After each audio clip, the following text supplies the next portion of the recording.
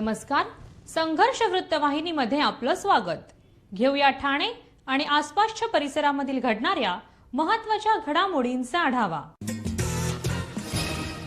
जांभळी नाका येथे सुरू होणाऱ्या चैत्र नवरात्र उत्सवाच्या देवीच्या जागराला सुरुवात. दरवर्षीप्रमाणे यंदाही जांभळी नाका येथे आदिशक्तीचा जागराला लवकरच सुरुवात होणार आहे. आज आनंद चॅरिटेबल ट्रस्ट आयोजित चैत्र नवरात्र उत्सव देवीच्या मंडपाचं भूमिपूजन शिवसेना नेते खासदार राजन विचारे व त्यांच्या पत्नी नंदिनी विचारे यांच्या हस्ते संपन्न झाले. यावेळी ठाणे जिल्हा प्रमुख केदार दिघे, उपशहर प्रमुख प्रदीप शिंदे, माजी नगरसेवक मंदार विचारे, युवासेनेचे उपजिल्हा अधिकारी ठाणे शहर अर्जुन सिंग डाभी, सुरेश मोहिते, विभाग प्रमुख प्रशांत सातपुते, प्रदीप पुर्णेकर, स्वप्नील शिरकर, विनायक आंबेकर, शाखा प्रमुख महेश ढोमणे, अशोक घोलप, राजेंद्र महाडिक, सुधीर बेलोसे, बाबू शेलार, दिनकर पाचंगे, उपशहर संघटक मंजिरी ढमाले, कुंदा दळवी, अपूर्वा तेलवणे, अनुराधा बाईत, वनिता कोळी, गौरी ताम्हनकर, विभाग संघटक सुनंदा देशपांडे, उषा बोरुडे, राष्ट्रीय कार्यकारिणी सदस्य धनश्री विचारे तसेच शिवसेना पक्षाचे पदाधिकारी, युवा सेना व युवती सेना मोठ्या संख्येने येथे उपस्थित होते.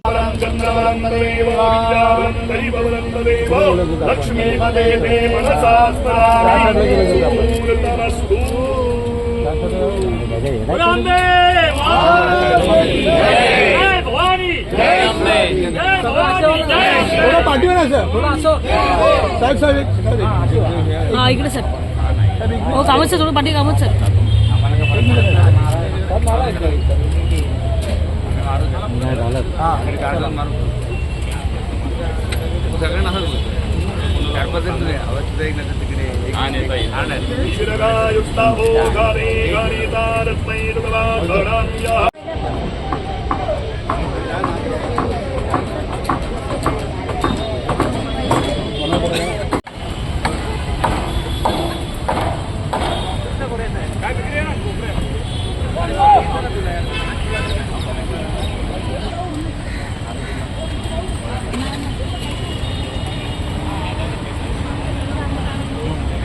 आज या ठिकाणी चैत्र नवरात्रीनिमित्त आनंद चॅरिटेबल ट्रस्टच्या वतीने हा नवरात्र उत्सव संपूर्ण ठाण्यामध्ये सुपरिचित असलेला आणि शिस्तबद्ध पद्धतीने अनेक मंगलमय वातावरणात सुरू असलेला गेले 16 वर्ष सातत्याने या शिवाजी मैदानामध्ये हा उत्सव अतिशय आनंदात साजरा केला जातो. प्रतिवर्षाप्रमाणे चैत्र शुद्ध गुढीपाडव्याच्या दिवशी या उत्सवाची सुरुवात होईल. रामनवमीच्या दिवशी सांगता सोहळा असतो. अशा प्रकारे 9 दिवस या ठिकाणी हा चैत्र नवरात्र उत्सव साजरा होत असतो. या उत्सवामध्ये ठाण्यातील असंख्य देवी भक्त, नागरिक, भाविक सहभागी होतात. सर्व नागरिकांना आवाहन करण्यात येत आहे की सध्या डासांमार्फत पसरणाऱ्या डेंग्यू या आजाराचा प्रसार रोखण्यासाठी प्रत्येकाने पुढील प्रमाणे कार्यवाही करावी. डेंग्यू आजार एडिस इजिप्ती हा डास चावल्याने होतो. या डासांची पैदास साचलेल्या किंवा साचवलेल्या स्वच्छ पाण्यामध्ये होते. 8 दिवसांपेक्षा जास्त दिवस पाणी उघडे व साचून राहिल्यास त्यात डास अंडी घालतात. अंड्यांच्या अळ्या तयार होऊन पुढे डास तयार होतात. यासाठी आपल्या घरातील पाणी साठे उदाहरणार्थ बॅरल्स, पिंपे, टाक्या, हौद, रांजणे इत्यादी दर आठवड्याला रिकामे करून घासून पुसून कोरडे करून पुन्हा भरावे. 1 दिवस कोरडा दिवस म्हणून पाळावा. पाणी साठ्यांना घट्ट झाकणे बसवावीत किंवा जुनी साडी, चादर, धोतर यांनी बांधून झाकून ठेवावीत, म्हणजे डास त्यात जाऊन अंडी घालणार नाहीत. घराच्या गच्चीवर, आजूबाजूला, अंगणात कोठेही पाणी साचू देऊ नये.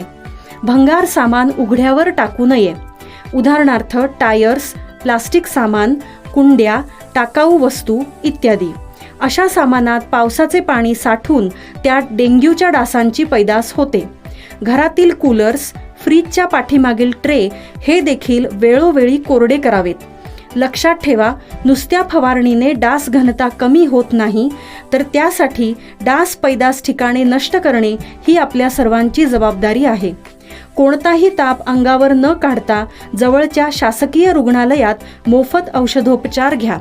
अशा प्रकारे नागरिकांनी सहकार्य केल्यास डेंग्यूचा प्रसार रोखणे सहज शक्य आहे.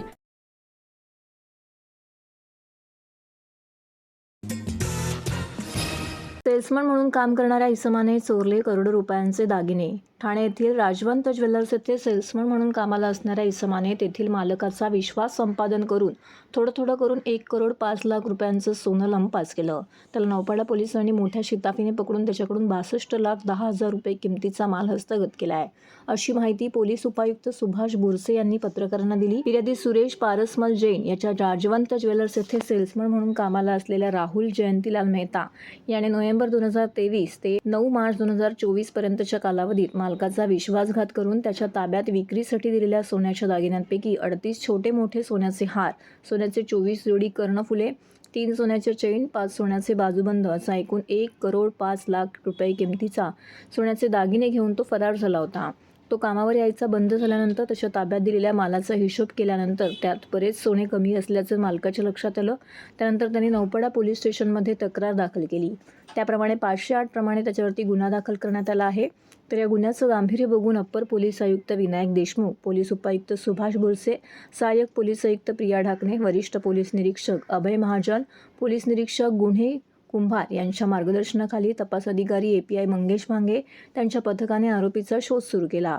आरोपी हा पोलिसांना गुंगारा देत मीरा रोड, मुंबई, इंदोर, गुजरात अशा वेगवेगळ्या ठिकाणी फिरत होता. पोलिसांनी आरोपीचे नातेवाईक, पत्नी, मित्र यांच्या हालचालीवरती लक्ष ठेवून त्याचा शोध घेतला असता आरोपी हा त्याच्या मैत्रिणीला भेटण्याकरिता मीरा रोड येथे येत असल्याची माहिती मिळाली.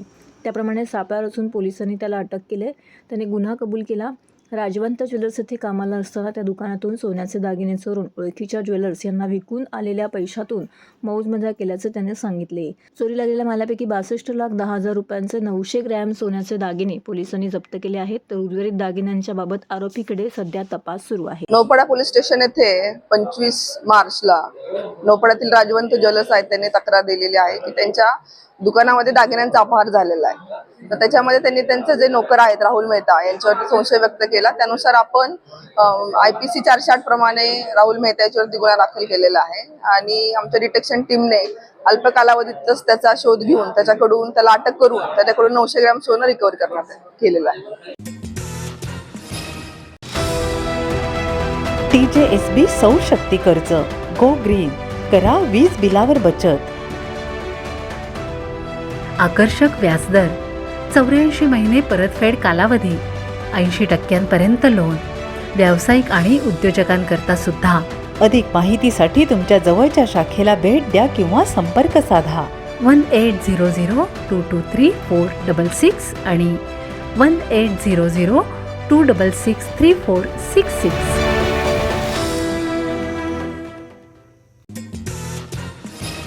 व्यास क्रिएशन आयोजित 24वा ज्येष्ठ महोत्सव ठाण्यामध्ये दमदार सुरू. 29, 30 आणि 31 मार्च 2024 रोजी सहयोग मंदिर दुसरा मजला, नौपाडा, ठाणे येथे 3 दिवसीय महोत्सवाचं आयोजन करण्यात आलं आहे. महोत्सव ज्येष्ठांचा सहभाग, आपुलकीच्या माणसांचा ही ज्येष्ठ महोत्सवाची संकल्पना आहे. ज्येष्ठ एक राष्ट्रीय संपत्ती हे बिरीद घेऊन व्यास क्रिएशनचा ज्येष्ठ महोत्सव दरवर्षी ठाण्यामध्ये साजरा होतो. विविध क्षेत्रातील मान्यवरांच्या उपस्थितीत उल्लेखनीय कामगिरी करणाऱ्या ज्येष्ठांचा ज्येष्ठरत्न, सेवारत्न, कृतार्थ जीवन आणि सेवारत्न दाम्पत्य अशा पुरस्कारांनी सन्मान करण्यात येत आहे. 29 मार्च रोजी कार्यक्रमाचं उद्घाटन पद्मश्री अभिनेत्री नयना आपटे यांच्या हस्ते झाले. यावेळी प्रमुख पाहुणे म्हणून श्यामसुंदर गोविंद पाटील, मीराताई कुलकर्णी, श्रीराम बोरकर, सुरेश गुप्ते, प्रकाश दिघे त्याचबरोबर इतर मान्यवर उपस्थित होते. ज्येष्ठ कविलेखक अशोक बागवे यांच्या अध्यात्मातील परमानंद आणि प्रशांत ठोसर यांचा शककर्ते शिवराय हे सुप्रसिद्ध कार्यक्रम येथे सादर करण्यात आला. तसेच ठाण्यातील 3 दिवसीय राधनी महिला महोत्सवाची देखील येथे सुरुवात झाली. राधनी गीता अनावरणचे लेखिका कवयित्री डॉक्टर संगीता गोडवले यांनी या ठिकाणी आपलं मनोगत व्यक्त केलं. अष्टपैलू व्यक्तिमत्व पद्मश्री नयनाताई आपटे, पितांबरी प्रोडक्टच्या प्रिया प्रभुदेसाई प्रमुख पाहुणे म्हणून उपस्थित होत्या. तर राधनी वुमन वेलफेअर असोसिएशन आयोजित राधनी महिला महोत्सव 2024 यंदा 29, 30 आणि 31 मार्च रोजी सहयोग मंदिर दुसरा मजला, नौपाडा, ठाणे येथे होत आहे. 3 दिवसीय महोत्सवात महिलांसाठी विविध कार्यक्रमांची रेलचेल असणार आहे. तिच्या कर्तृत्वाचा मीचा सन्मान येथे प्रदान केले आहे. रामनवमीचं मुहूर्त संध्याकाळी या कार्यक्रम मंगल कार्यालय नेहमीच आणि वाटतो की पितांबरीचा ही मेन ग्राहक हा ती आहे आणि आम्ही नेहमीच स्त्रियांच्या दृष्टीने विविध प्रोडक्ट्स मार्केटमध्ये आणत असतो.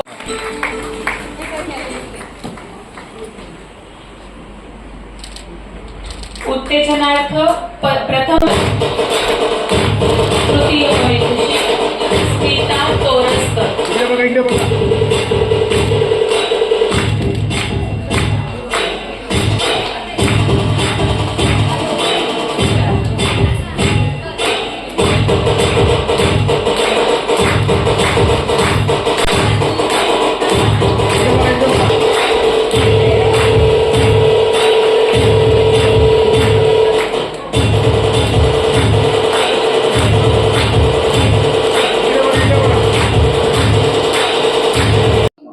नमस्कार, मी नैना आपटे, रंगमंचीय कलाकार. आजचा जो कार्यक्रम होता हा स्फूर्त होता आणि उत्तेजन देणारा होता. असेच कार्यक्रम जर वारंवार झाले तर समाजाची याची आवश्यकता आहे असं वाटतं. असे विचार मांडणारी माणसं इथे आहेत आणि त्याच गोष्टीची आज गरज आहे. धन्यवाद. ज्येष्ठ महोत्सव म्हटलं की एक जबरदस्त एक वेगळं वातावरण, एक नवं चैतन्य निर्माण होतं. गेले अनेक वर्ष ज्येष्ठ महोत्सव व्यास क्रिएशन साजरे करत आहे. ज्येष्ठ एक राष्ट्रीय संपत्ती असं मानून 23 ज्येष्ठ महोत्सव आजवर झाले. आज 24वा ज्येष्ठ महोत्सव देखील सगळ्यांसाठी 3 दिवसीय ज्येष्ठ महोत्सव आज होतोय. त्यात ठाणे परिसरातले शेकडो ज्येष्ठ अगदी आनंदाने एक उन्हाळ दिवस असा करत इथे येतात.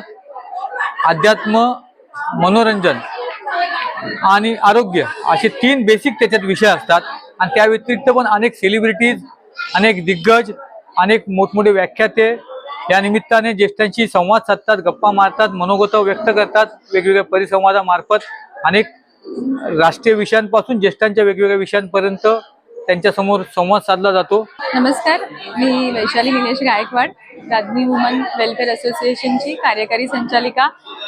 यावर्षीचा आपला 2024चा 3रा महिला महोत्सव सुरू झालेला आहे. आज आपली इथे फॅशन शोची संकल्पना विविधतेत एकता साकार झालेली आहे. कस्तुरी पोशाख विशेषांकाचं प्रकाशन देखील झालेलं आहे.